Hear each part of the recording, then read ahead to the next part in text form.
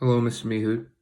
I'd like to thank you for these 7 weeks, of learning and developing new ideas um, to that I've learned under you, and a lot of things that I've had to struggle with myself. Now I've been answered. So, the one quote that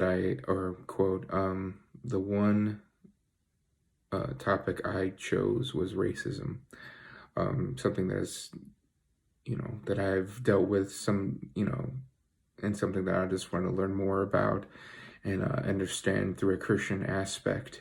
And I did get some good things, written down.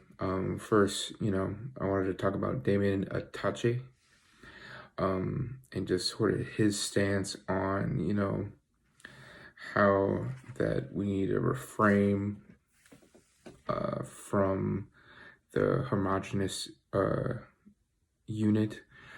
We can't just be around people with our same skin color, our same, views, or same, financial status or social status.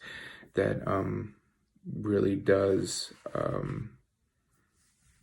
really can make a false reality within some people, and I found that very interesting. Also talking about how him seeing about planting churches, in a way how we spread the word of God can be more difficult in racial-wise in an urban setting.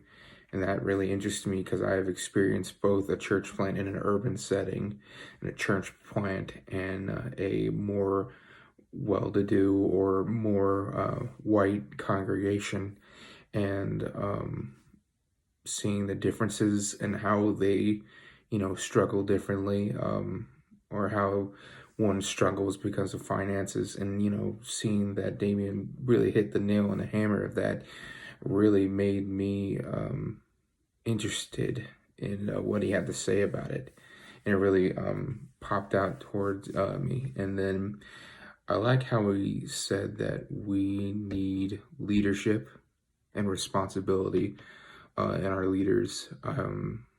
Mostly just talking about on both sides. I would say both racial sides, or both minority and majority congregations, and just how, as a church, we need to conform, or not conform, but we need to gel together and see that our differences aside. And then for Emerson, Michael Emerson, that I chose, it really showed what homogenous sort of units look like in a bad sense. Talking about like white privilege, and how white privilege can be really comfortable for some people, and that it can really put in people in bubbles and mind sort of guards away from what has actually happened to the unjust and to the and the oppressed. And he also talks about white normity, how white normativity, where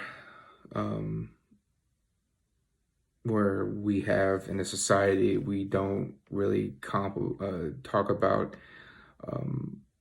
white people that we do people of other colors. It's never, oh, what about my white teacher? No, it's not really like that. We have white people are just put on a normal, or in a normal sense in society.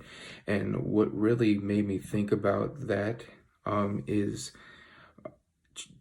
I cut myself recently, and I checked the Band-Aid, and the Band-Aid was not my color.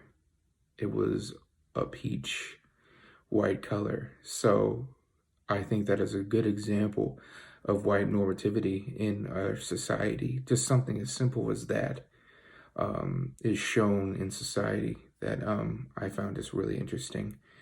And he also talks more about the structures and the advantages of white privilege that can happen, and that how it may seem unjust to others. And when I was reading these, a lot of things that I agreed with, was when Damien was talking about how our society can't be conformed by homogenous groups, just of one people of a status or a social status, background, color of skin color, going for both sides, a color of skin color or status or financial, background. And Emerson shows that how that type of stuff, how being one-minded can be bad, and it really tries to drive what God really wants for us as children. And somewhat what I think about racism and what that entails is that we need to think that we need to understand that people, we need to understand the person, not our color. We need to, understand or listen to or get to know the context of someone's character, not by someone's skin color. And if we do that as a people, a nation, or heck, even Christianity, it could build relationships, and we can find a very much a good and satisfying shalom for everyone. And it could paint a better idea for the church. It can make a better light in the church. But I remember something that someone said to me about something like this. There is no comfort in the growth zone, and there's no growth in the comfort zone. Well, Mr. Mihu, this is the end of my presentation. I'd like to thank you again for everything you've done this 7 weeks, and see you later.